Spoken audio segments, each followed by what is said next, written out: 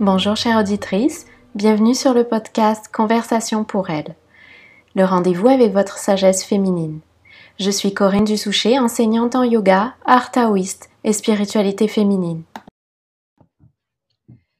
Bonjour à toutes, bienvenue dans cette nouvelle conversation. Aujourd'hui, j'accueille avec nous Jacinthe Laforte. Bonjour Jacinthe. Bonjour. Je suis très heureuse d'accueillir Jacinthe aujourd'hui. Jacinthe, je l'ai connue parce que j'ai suivi avec elle une session d'atelier sur la créativité et comment libérer notre créativité selon le livre de Julia Cameron notamment.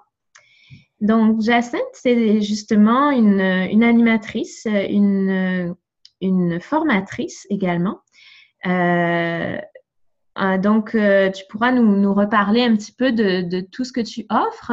À la base, tu as fait une maîtrise en études littéraires à Montréal, et ce qui t'a emmené à avoir des expériences vraiment variées, notamment dans le milieu communautaire, le milieu de l'édition de livres. Tu es également auteur. Tu as aussi une formation en communication non violente, communication consciente. Oui. Et donc, dans tes ateliers, tu intègres la communication consciente à la créativité, notamment. C'est ce qu'en tout cas, moi, j'ai pu vivre avec toi.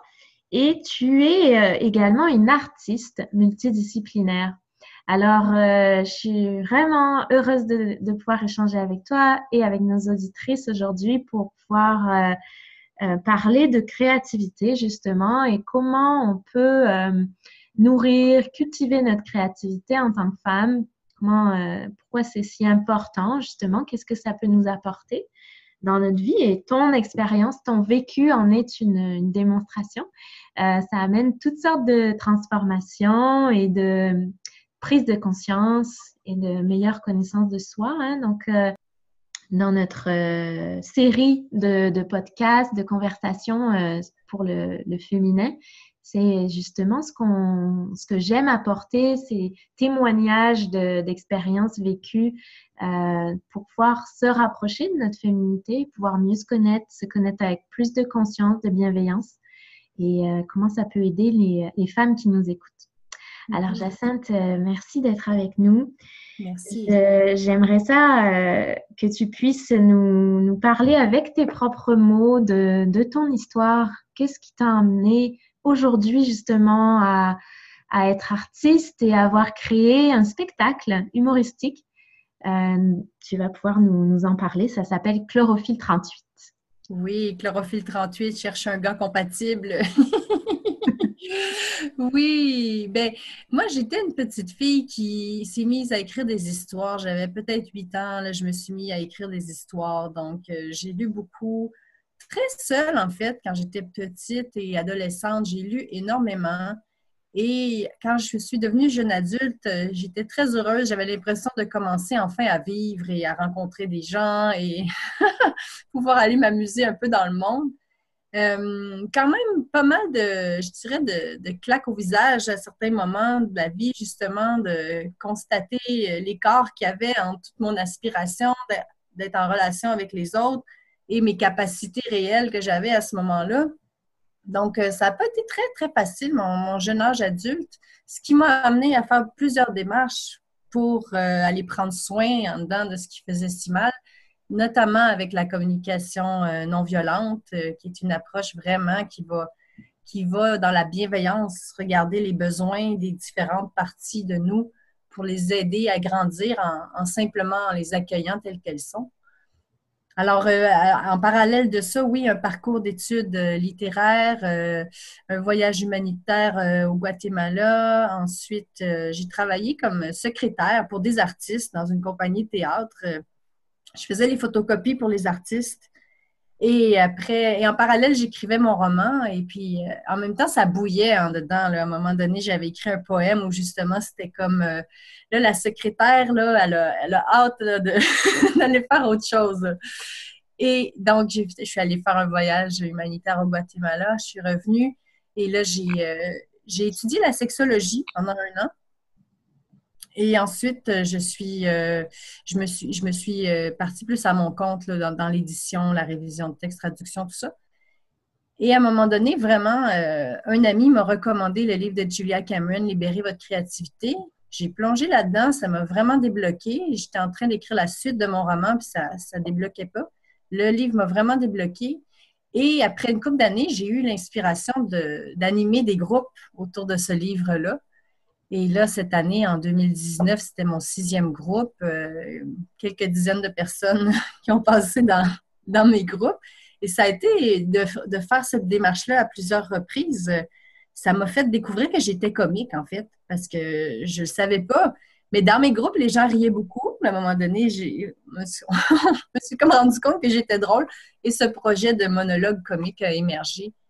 Et ça fait à peu près 2 ans et demi que ça a émergé. Et là, ben maintenant, c'est ça, je suis en train de faire ma petite tournée du Québec avec Chlorophylle 38, cherche un gars compatible. Après avoir été chercher de l'aide, notamment auprès de Martin Mercier, mon metteur en scène, qui m'a vraiment coaché pour le jeu théâtral et le comique. Wow, super. Moi, j'ai eu la chance de voir ton spectacle récemment. J'ai beaucoup ri. On se reconnaît beaucoup, beaucoup d'aspects féminins, justement, qu'on vit seul parfois chez nous, hein, ou qu'on partage entre amis en intimité.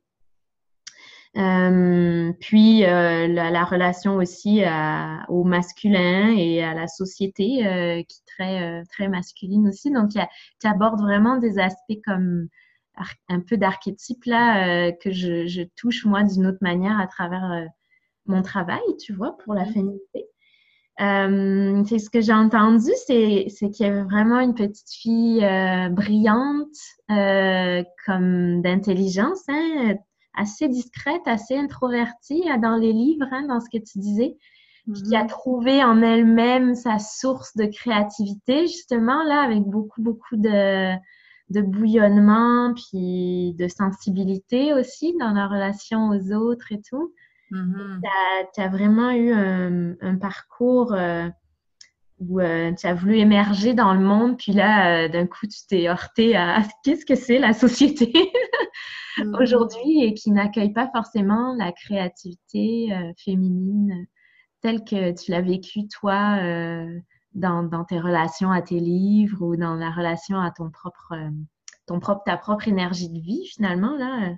J'étais Mm-hmm. curieuse tu as mentionné que tu as fait 1 an de sexologie. Est-ce qu'il y avait ce souhait de reconnecter avec ton propre corps ou avec l'aspect plus masculin? Comment c'est venu ça sur ton parcours?